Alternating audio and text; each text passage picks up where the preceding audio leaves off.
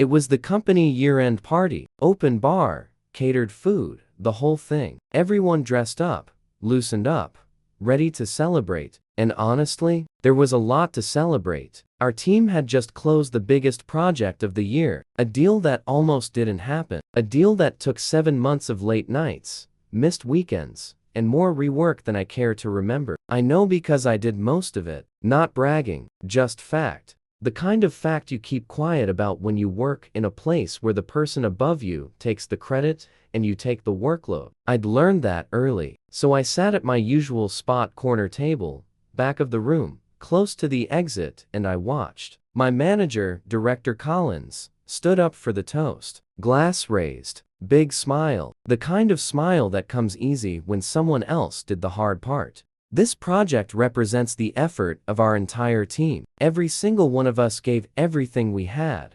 Applause. Cheering. Someone whistled. I picked up my glass and didn't drink. Collins caught my eye for just a second, then looked away. 20 minutes later, the CEO walked in. He wasn't supposed to be there. He'd had another engagement. Everyone said he wouldn't make it. But there he was, suit jacket, no tie, scanning the room. He said a few words, thanked everyone for the year, and then he paused. Before I go, the project contract, the final authorization, who actually signed off on that? The room got quiet. Collins started to raise his hand, then stopped, because he remembered. He'd been traveling that week. The deadline moved up 48 hours without warning. The client needed a signature or the whole deal collapsed. Collins was unreachable. His deputy was unreachable. So the call came to me. I reviewed the contract, flagged 2 clauses, got them corrected, and signed as the authorized representative on file. Saved the deal. Nobody mentioned it after. The CEO looked around the room slowly. The final signatory on record is someone different. I'd like to know who that was. Everyone turned. The whole room was looking at the corner table. At me. I set down my glass, stood up, straightened my jacket. That was me, sir.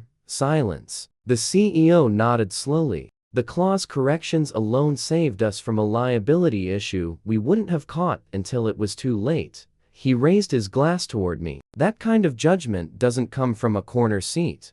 Half the room raised their glasses. Collins was staring at the table. Glass still full, not drinking. I looked at the CEO and drank. The next morning, Collins called in sick. HR scheduled a full review of project documentation that week, who contributed what and when. Apparently the CEO had asked for it personally. 2 months later, I was sitting in the big conference room with a new title and a team of my own. About half of them used to report to Collins. I heard he put in a transfer request recently. I didn't block it. I don't sit in the corner anymore.